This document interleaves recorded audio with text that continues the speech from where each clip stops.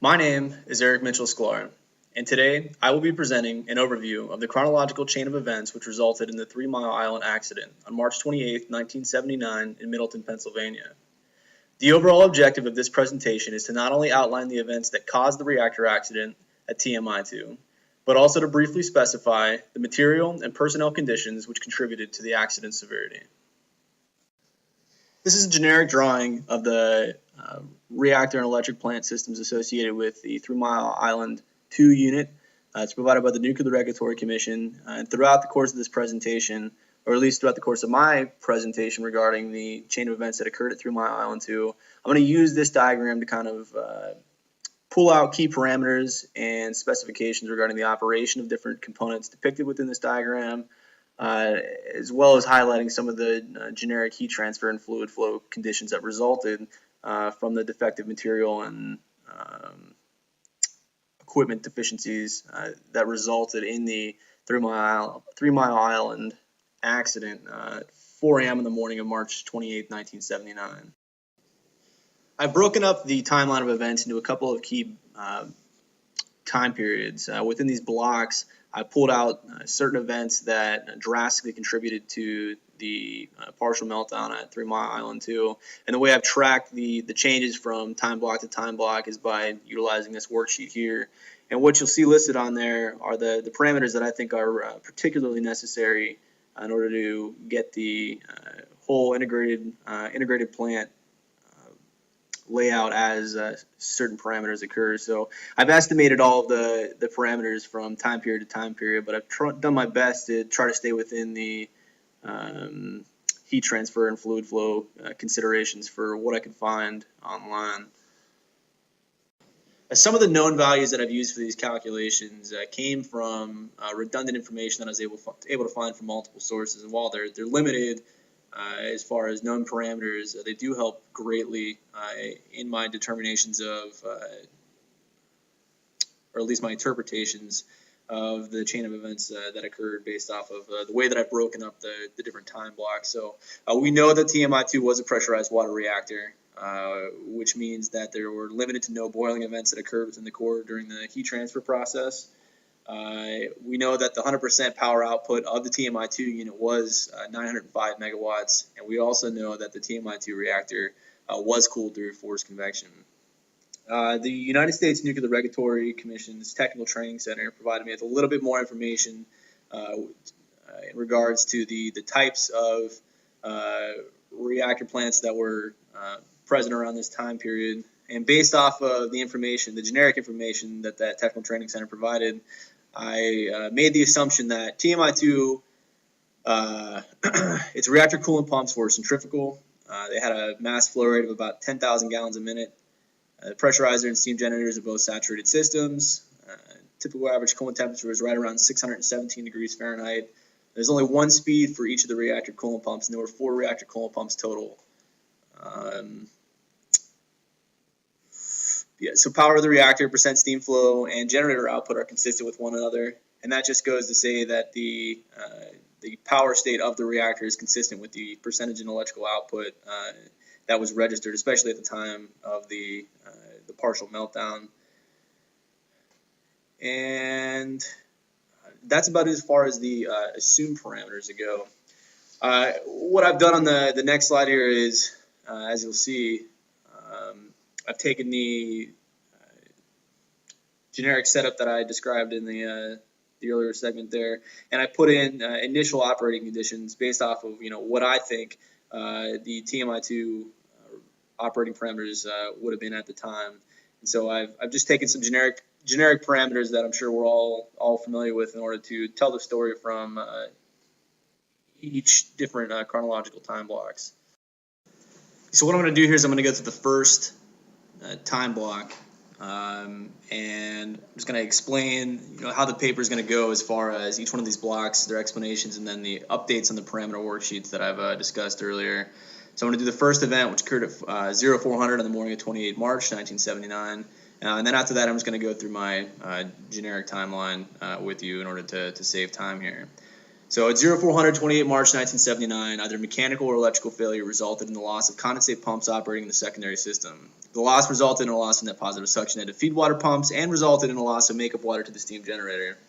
A loss of makeup water to the steam generator means that the generator continued to produce steam, it will boil dry and result in a loss of heat transfer or cooling to the reactor. And given that the plant was operating at approximately 97% power, or 878 megawatts, the amount of time it would take to boil the steam generator dry is assumed to be a matter of minutes. And as we go on to the next page here, what we see is how the initial operating conditions have changed now that we have started the elapsed timer here. And what's really important is the changes in major plant parameters like hot leg and cold leg temperature, average coolant temperature, and our primary system pressures. Those are the driving factors that really affect the extent of the damage that occurred during the loss of cooling casualty, and also help us reach the apex of the hydrogen formation, the steam bubble formation, and the subsequent meltdown.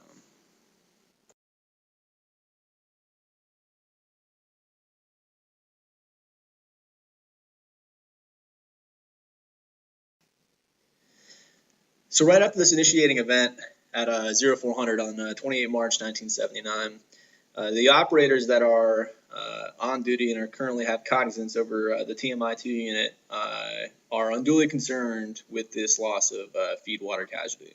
The significance of the loss of those feed water pumps is that there's no longer makeup water being supplied to the steam generators. And being that the steam generators are the primary heat sink for the reactor itself, it results in an inability to remove heat that's being generated from the reactor. This results in an increase in primary plant pressures and temperatures, and an inability to maintain steam in the steam generator. So with the loss of steam in the steam generator, that means that the electrical turbine drops out.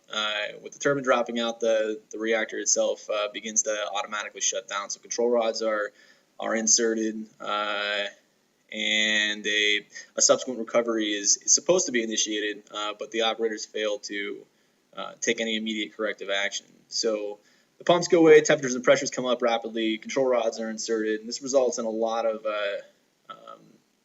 very dynamic changes in the operating characteristics of this pressurized water reactor. So pressures and temperatures increase very rapidly, and the primary system pressure overcomes the spring pressure of the pilot-actuated safety valves located on top of the primary pressurizer.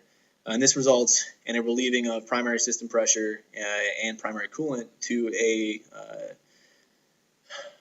a seal tank within the primary containment boundary. The significance of this is that this valve never actually fully reseats, even though there's indications within the operating control room that the valve did in fact seat. So you have a valve designed to prevent the primary system from overpressurizing in a prime place to do that on top of the pressurizer. This means that it's going to vent off the steam water interface located in the vapor region of the primary pressurizer itself, and it's going to continue to do this as long as the valve is open.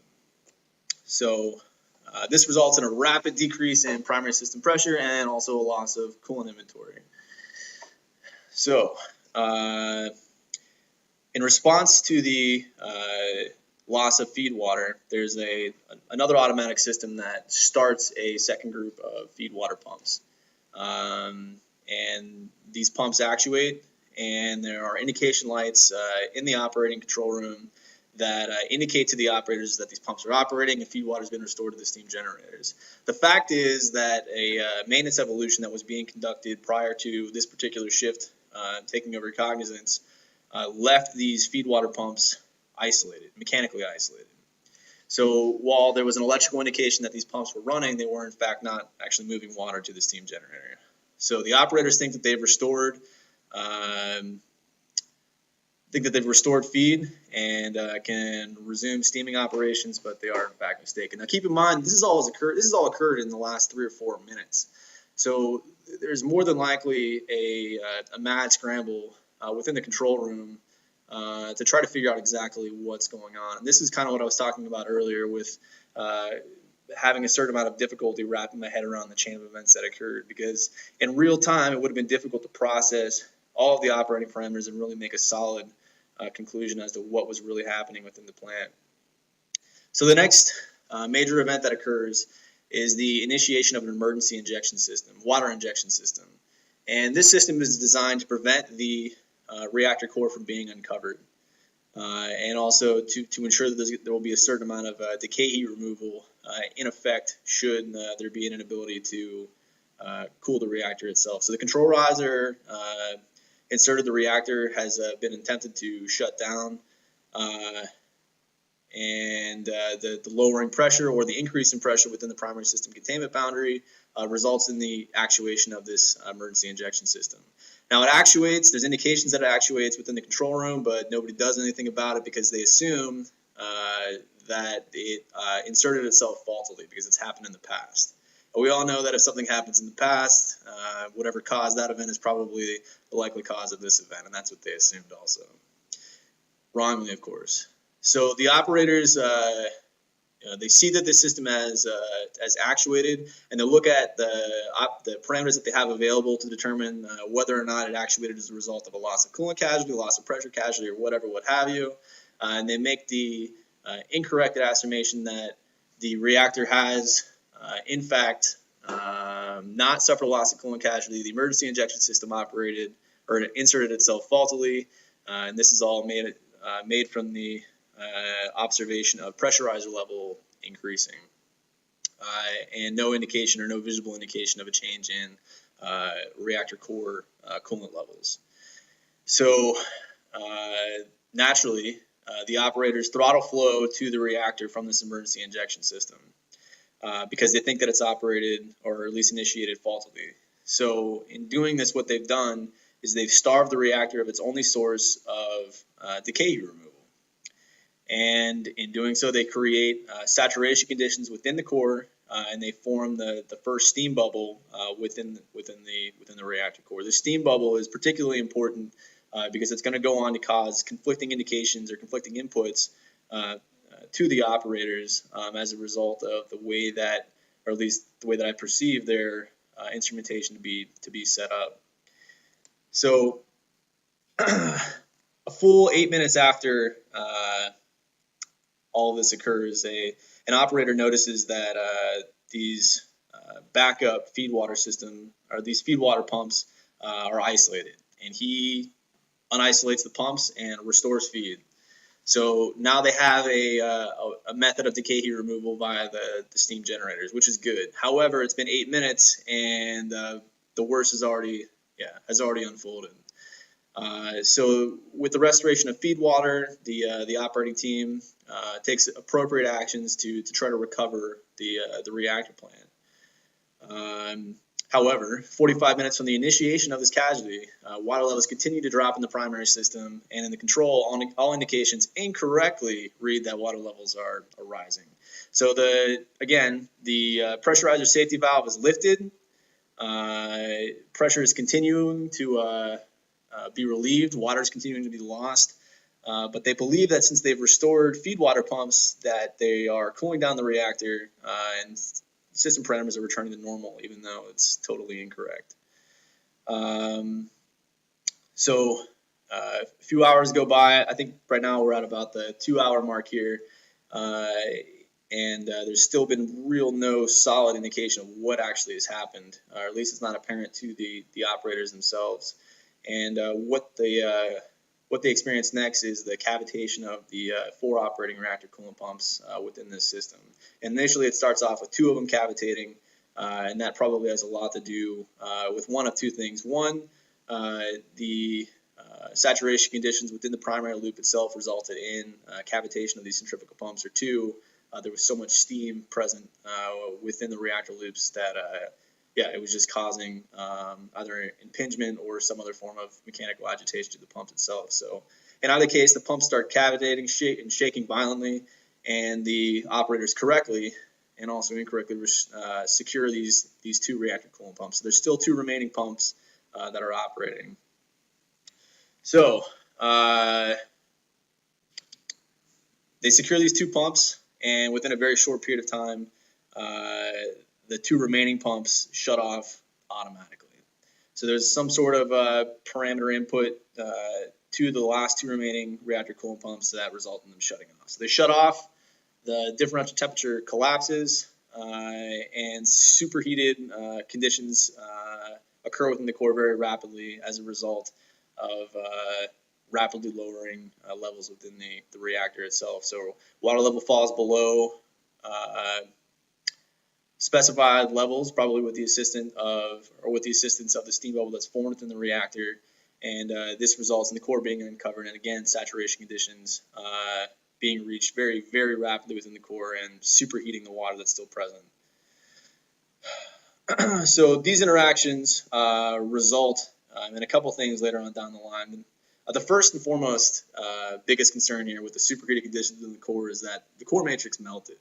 And over half of the reactor is considered to have been destroyed. And this is all within a relatively short period of time. So within the first 8 to 10 minutes, half of the reactor had already melted.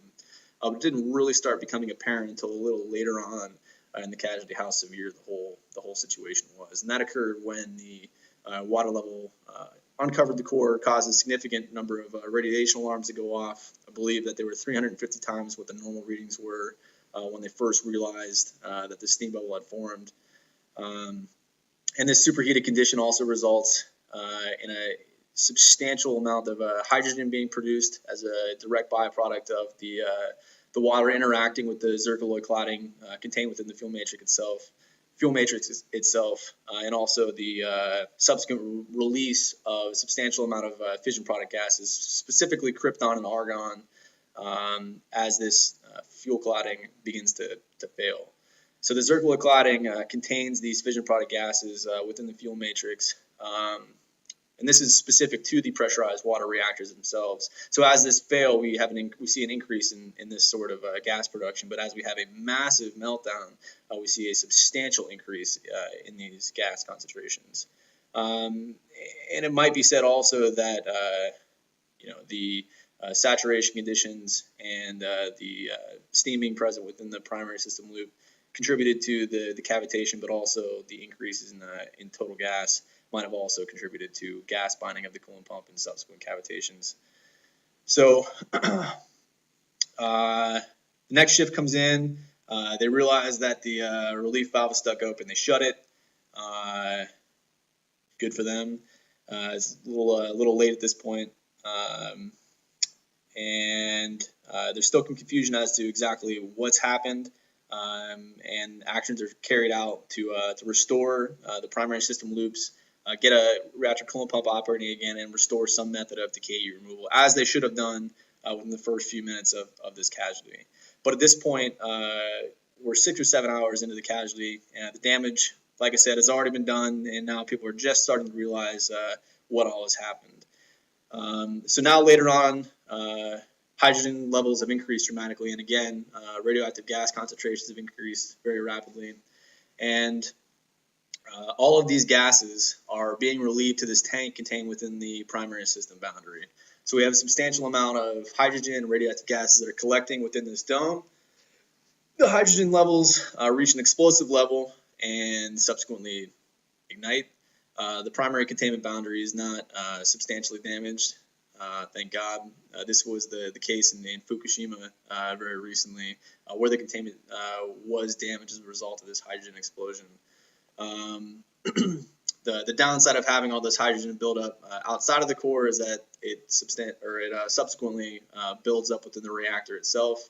Over the next 2 or 3 days after this initiating casualty, there was a lot of debate as to whether or not the hydrogen bubble, formerly the steam bubble within the reactor, was going to explode. And it took about 2 days for the Nuclear Regulatory Commission and on-site advisors to make the determination that no, in fact, it would not explode because it was too saturated with water. In any case, there was an explosion that did take place within the primary system containment boundary, but it was brushed off by the operators again. The transients that resulted, all the pressure gauges, especially the gauges that use atmospheric pressure as a reference, there was a substantial amount of surges. It caused electrical surges in the electrical indicating parameters. And again, that was brushed off as an electrical transient. and the noise from the explosion and the subsequent vibrations were chalked up to a dampener slamming shut, and nobody knows exactly why that dampener would have shut and caused all the noise, but they just assumed that there wasn't an explosion. So the moral of the story here is that the operators failed to correctly identify the conditions that would ultimately lead to this partial meltdown here at TMI 2. So believe your indications. I think that's the biggest lesson learned that came out of this altogether.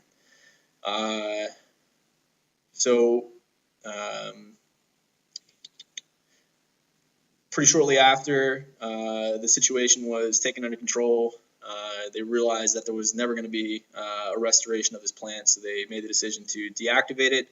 October 1985, they began removing fuel, and they completed that in January of 1990. December of 1993, TMI-2 entered a monitored storage condition, which is its final resting place. They continued to operate, to the best of my knowledge, TMI-1, and the condition of TMI-2 was postponed to be within the time constraints of what the operating license was for TMI-1. In any case, that's my timeline. I'm going to break up each one of these sections and apply one of the worksheets that I talked about earlier on in this presentation to each one of those time constraints. And I look forward to having a finished product here in the next week or so. I appreciate all of your time, and I look forward to seeing each of your presentations.